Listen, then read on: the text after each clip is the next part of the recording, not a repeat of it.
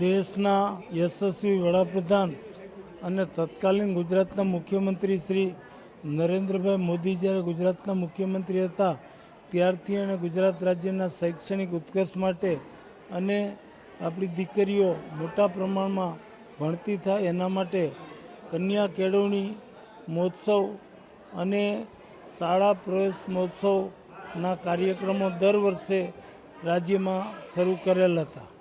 એ કાર્યક્રમો આજે પણ રાજ્યના લોકલાડીલા મુખ્યમંત્રી શ્રી ભૂપેન્દ્રભાઈ પટેલની સરકારે ચાલુ રાખ્યા છે અને આ શાળા મહોત્સવ શાળા પ્રવેશ મહોત્સવનો 3 દિવસનો કાર્યક્રમ સમગ્ર રાજ્યમાં ચાલી રહ્યો છે। એના પ્રથમ દિવસે આજે જામનગર તાલુકાના જાંબુડા બાળા અને અલિયા ગામે બાલવાટિકા આંગણવાડી અને શાળાઓમાં પ્રવેશ વિદ્યાર્થીઓને અપાવવાનો આ કાર્યક્રમ હતો અને ખૂબ સુંદર રીતે આજના આ કાર્યક્રમો સફળ થયા।